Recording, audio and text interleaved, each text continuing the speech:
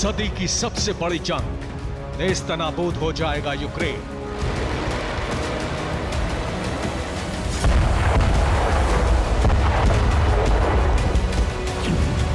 War room में बैठे Putin, बदलेगा रैपिड एक्शन।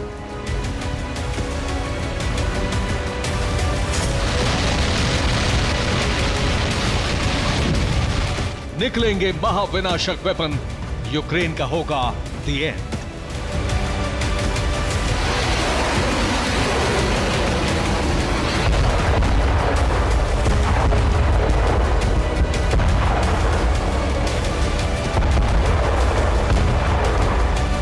अगर ज़ेलेंस्की को अभी भी लग रहा है कि यूक्रेन बच जाएगा तो यह उनकी बहुत बड़ी भूल होगी, क्योंकि ज़ेलेंस्की को पुतिन की वो तस्वीरें जरूर देख लेनी चाहिए जिसमें उनका आक्रोश साफ दिख रहा है।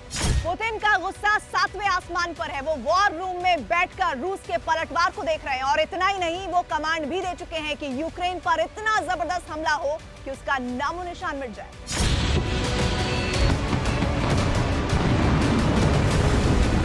जाहिर है इतने बड़े हमले के लिए रूस को ज्यादा हथियार चाहिए होंगे, वो भी इतने विनाशक जो मिनटों में यूक्रेन को तबाह कर दें।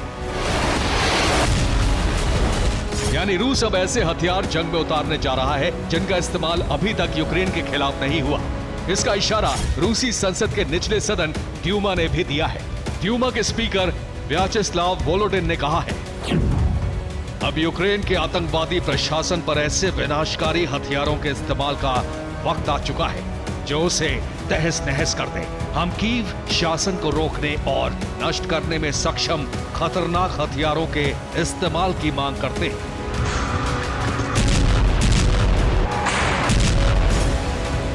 कुछ दिन पहले तक पुतिन को युद्ध करने को लेकर विरोध झेलना पड़ रहा था, लेकिन क्रेमलिन पर अटैक के बाद से पूरे रूस से एक साथ आवाज आ रही है कि यूक्रेन को बख्शना नहीं है।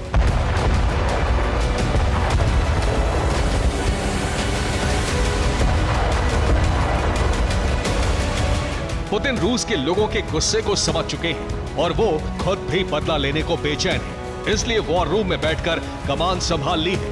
पुतिन के फ्रंट लाइन पर आने से यह तय माना जाने लगा है कि अब विनाशकारी वेपन का इस्तेमाल भी किया जाएगा। Su-57 रूस का सुपरसोनिक फाइटर जेट, रूस का पहला स्टेल्थ एयरक्राफ्ट, जिसकी मदद से रूस यूक्रेन पर भारी तबाही मचा सकता है। रूस का ब्रह्मास्त्र RS-28 Sarmat intercontinental ballistic missile 10 target पर एक साथ एटमी हमला करने में सक्षम। 12,000 किलोमीटर रेंज वाली महाविनाशक यार्स मिसाइल एटमी अटैक करके यूक्रेन को दहला देगी। शॉर्ट रेंज स्कंदर मिसाइल करेगी बड़ा प्रहार, टारगेट का पीछा करके नष्ट कर देती है, न्यूक्लियर वॉरहेड ले जाने में भी सक्षम। क्रूज मिसाइल ज़िरकॉन 1000 किलोमीटर दूर तक दुश्मन को तबाह करने का दम रखती है। खास बात यह कि दुश्मन का एयर डिफेंस सिस्टम भी इसे ट्रेस नहीं कर सकता। रूस के पास दुनिया के सबसे शक्तिशाली न्यूक्लियर सबमरीन बेलगोरोद ब्लैक सी से यूक्रेन पर परमाणु हमला करने का दम रखती है। इसे लेकर अमेरिका और ब्रिटेन भी दहशत में हैं। Tu-22 M3 दुनिया के सबसे खतरनाक बॉम्बर में शुमार किया जाता है। मारियोपोल को खंडहर बना चुका है, लेकिन उसके बाद इसका इस्तेमाल नहीं हुआ। एयरक्राफ्ट कैरियर किलर के नाम से मशहूर ये बॉम्बर इतना घातक है जो समुद्र में किसी भी ताकतवर युद्धपोत को पल भर में तबाह कर सकता है। इसके अलावा ये एटमी हमला भी कर सकता है। इतने ताकतवर हथियारों का इस्तेमाल अगर रूस एक साथ करेगा तो अमेरिका क्या, अगर नाटो में शामिल सारे देश भी यूक्रेन को बचाने के लिए पूरा जोर लगा लें तब भी यूक्रेन का बचना नामुमकिन होगा। वैसे भी अभी तक पुतिन ने अपने हल्के और पुराने हथियारों का इस्तेमाल ही यूक्रेन को बर्बाद करने में किया है। रूस को इस बात का अंदेशा था कि यह जंग कभी भी महायुद्ध में तब्दील हो जाएगी, इसलिए वो अभी तक अपने विध्वंसकारी हथियारों को बचाकर चल रहे थे। लेकिन क्रेमलिन पर हमले के बाद अब वक्त आ चुका है कि विनाशकारी हथियारों का इस्तेमाल किया जाए।